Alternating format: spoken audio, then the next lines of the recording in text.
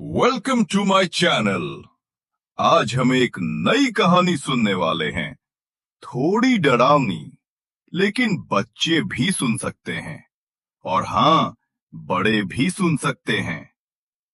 आज की कहानी है अभिशप्त पुरानी हवेली और दो दोस्तों का भयानक अनुभव। एक शहर में दो दोस्त रहते थे, तौफीक और रियाज। शहर की व्यस्तता और ऑफिस के तनाव की वजह से दोनों की सांसें फूलने लगी थीं। ऐसे में वे दोनों एक रेस्टोरेंट में मिलने गए। तभी तौफीक ने रियाज से कहा, अगले हफ्ते 2 दिन छुट्टी है, चल मेरे मामा जी के घर घूमने चलते हैं। तेरे मामा जी का घर तो बहुत दूर है और वो तो गांव में है। तो क्या हुआ, शहर की हवा में थक गया हूँ, थोड़ी गांव की ताज़ी हवा लेने में क्या हर्ज है। चल। नहीं, मैं अपनी गाड़ी लेकर चलूंगा। सुबह सुबह रवाना होंगे तो शाम तक पहुंच जाएंगे। रियाज राजी हो गया और कहा, चल तो ये अच्छा ही होगा, मेरा मन भी घूमने के लिए बेचैन था। अंततः वो दिन आ ही गया।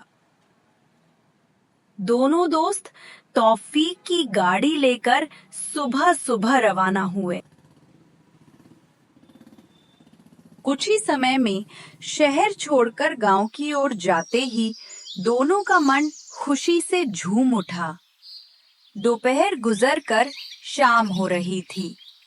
अभी कुछ दूरी तय करनी बाकी थी। अचानक गाड़ी खराब होने लगी और सड़क के बीचों बीच रुक गई। दोनों गाड़ी से उतरकर उसे ठीक करने में जुट गए। गाड़ी ठीक होने में काफी समय लग गया। फिर वे जल्दी से गाड़ी में बैठकर रवाना हुए। तभी शाम हो गई और जोर की बारिश और बिजली गिरने लगी। इस भटकाव में दोनों समझ नहीं पा रहे थे कि क्या करें। गाड़ी चलाना नामुमकिन हो गया। तभी दूर एक पुराना जर्जर मकान दिखाई दिया। दोनों ने तय किया कि बारिश थमने तक उसी मकान में इंतजार करेंगे। गाड़ी को मकान के सामने रोका। ये मकान बहुत पुराना था। वे दोनों मकान के अंदर चले गए। मकान के एक कमरे में बैठकर दोनों दोस्त बातचीत कर रहे थे और बारिश थमने का इंतजार कर रहे थे। तभी पास के कमरे से झुम-झुम आवाज आने लगी, जैसे कोई नुपुर पहनकर चल रहा हो। आवाज सुनकर दोनों थोड़े डर गए। तौफीक उत्सुक होकर बोला, चल देखते हैं ये आवाज किसकी है। लेकिन रियाज काफी डर गया और उसे रोकते हुए बोला, रह जाने की जरूरत नहीं। फिर भी तौफीक रियाज को लेकर पास के कमरे में चला गया। कमरे में जाकर उन्होंने देखा, एक विशाल हॉल जैसे कमरे में एक सुंदर महिला नाच रही थी और उसे अर्ध अशरीरी परछाइयों का समूह घेरे हुए था।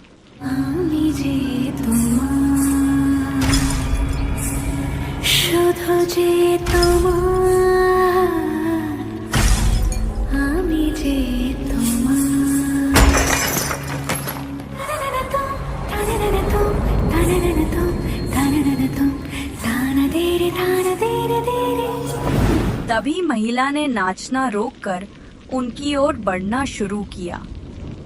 अब दोनों दोस्तों ने ध्यान से देखा। जिस खूबसूरत महिला को वे पहले देख रहे थे, उसका असली भयानक रूप सामने आ गया। दोनों दोस्त डर से पथराए हुए खड़े रह गए।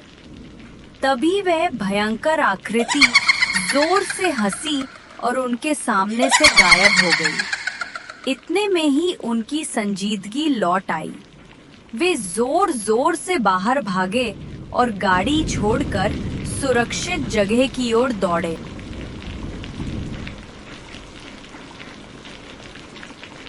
भागते भागते वे एक गांव में पहुंचे।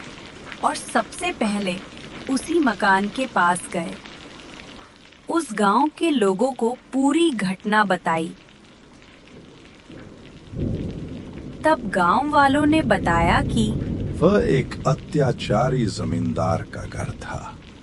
उस घर में कभी न कभी बाईजी नाच होता था और एक दिन वहां एक बाईजी अपमान सहन न कर पाकर आत्महत्या कर लेती है।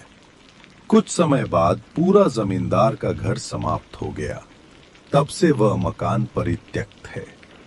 रात में अब भी उस मकान से झुमुर और नाच गाने की आवाजें आती हैं।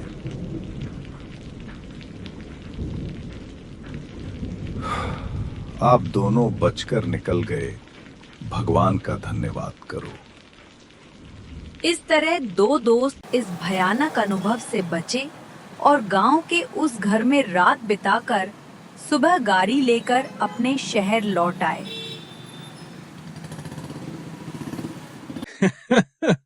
अगर आपको मेरी कहानी अच्छी लगी हो तो जरूर लाइक करें, शेयर करें और कमेंट में बताइए कैसी लगी। और आप किस तरह की कहानियां सुनना चाहते हैं वो भी कमेंट में जरूर लिखें। सबसे जरूरी, मेरे चैनल को सब्सक्राइब करें और बेल आइकन दबाना मत भूलिए ताकि अगली कहानी का अपडेट सबसे पहले आप तक पहुंचे। तो आज के लिए बस इतना ही। अगली कहानी में फिर मुलाकात होगी। साथ बने रहने के लिए बहुत बहुत धन्यवाद। तब तक के लिए अलविदा।